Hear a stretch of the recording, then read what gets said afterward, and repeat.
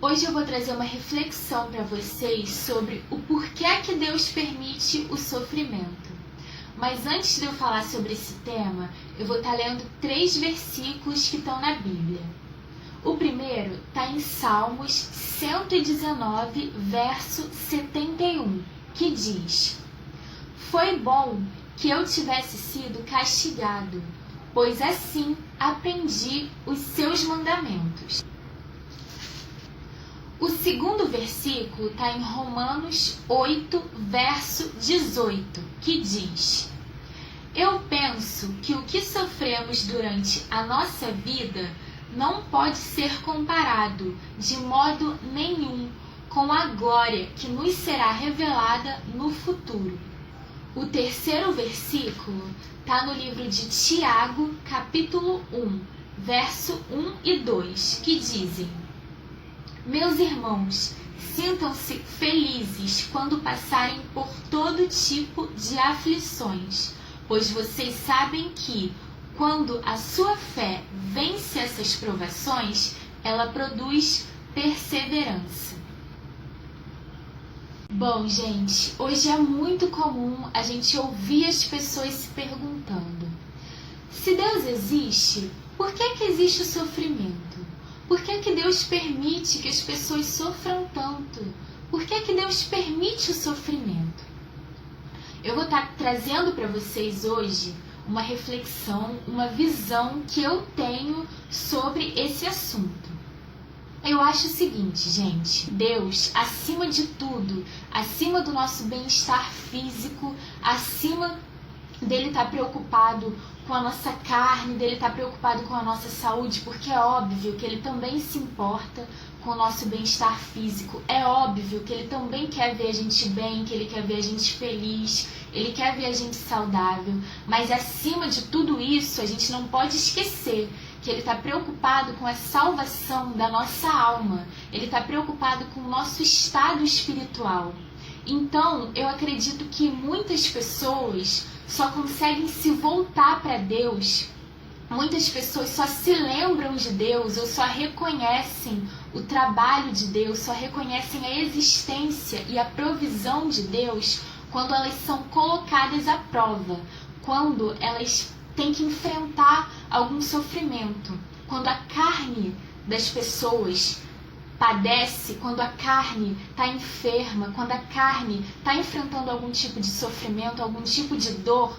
Geralmente é nessas horas que as pessoas se lembram de Deus. E para a gente ser salvo da condenação, para a gente ser salvo do inferno, a gente tem que estar limpo, a gente tem que estar em santidade, e é somente por meio de Jesus. Então eu acredito que Deus permite sim que muitas pessoas enfrentem uma dor intensa, um sofrimento intenso, mas isso não é sem propósito. Como esses próprios versículos que eu li agora dizem, que às vezes as pessoas têm que enfrentar a aflição para aprender a vontade de Deus, às vezes para reconhecer Deus, para se aproximar de Deus. Muitas pessoas têm que passar por tribulações, por enfermidades, por coisas desagradáveis na vida.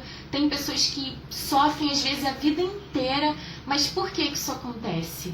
Não é porque Deus quer ver a pessoa mal, não é porque Deus quer ver aquela pessoa enferma, não é porque Deus não se importa, é porque Ele se importa, gente. E acima do nosso bem-estar físico, Ele se importa com o nosso bem-estar espiritual. Então, eu acredito o seguinte, que se Deus tiver que sacrificar a nossa carne, se Deus tiver que trazer alguma dor, trazer alguma angústia sobre a nossa carne, para salvar a nossa alma, para resgatar a nossa alma, para limpar a nossa alma, Ele não vai hesitar, Ele não vai pensar 2 vezes. Se Ele sabe que é para o bem da nossa alma, Ele vai sacrificar a nossa carne, porque Jesus veio, não foi para salvar a nossa carne, não foi para salvar o nosso corpo físico, porque tanto o ímpio quanto o cristão vão ter os seus corpos aqui em cima da terra. Os nossos corpos não vão passar dessa dimensão física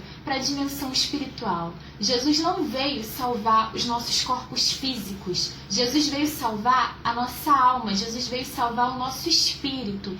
Então, eu acredito que essa é a prioridade de Deus. Eu acredito que é esse o motivo que faz Deus permitir tanto sofrimento físico vir sobre a vida de determinadas pessoas, porque cada um de nós também tem um propósito. Então, Deus está trabalhando para cumprir os propósitos dele nas nossas vidas. E acima do nosso bem-estar físico está o nosso bem-estar espiritual. Acima de Deus querer ver a gente com saúde, de Deus querer ver a gente sorrindo, a gente desfrutando paz nesse mundo físico, Ele quer salvar as nossas almas. Então eu acredito que 99% das vezes que a pessoa está sofrendo é uma obra de Deus para estar salvando a alma daquela pessoa, para estar lapidando a alma daquela pessoa e resgatando ela da condenação. Eu acredito que esse é o motivo que faz com que Deus permita que tanto sofrimento aconteça nesse mundo. A gente vive em um mundo caído, então as coisas não são da maneira que a gente idealiza, da maneira que a gente deseja na maior parte do tempo. E a consequência dos nossos pecados é o sofrimento. E é por meio do sofrimento que Deus trabalha conosco. Então, às vezes não tem como a gente fugir dessa realidade. Eu acredito que é esse o motivo que faz com que tantos sofrimentos aconteçam nesse mundo, que faz com que Deus permita que tantos sofrimentos aconteçam nessa vida, nesse plano terreno. Essa é a minha visão, eu não estou dizendo que é a verdade, mas a gente também pode estar fazendo essa reflexão até por meio desses versículos bíblicos que eu citei no início do vídeo.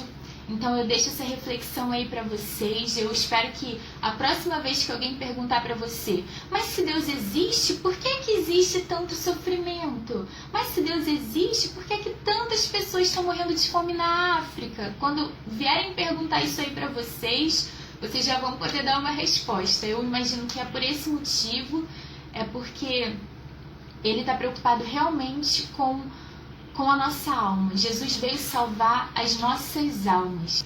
Um outro detalhe que a gente também tem que ter em mente quando a gente fala sobre o porquê Deus permitiu o sofrimento é a onisciência de Deus.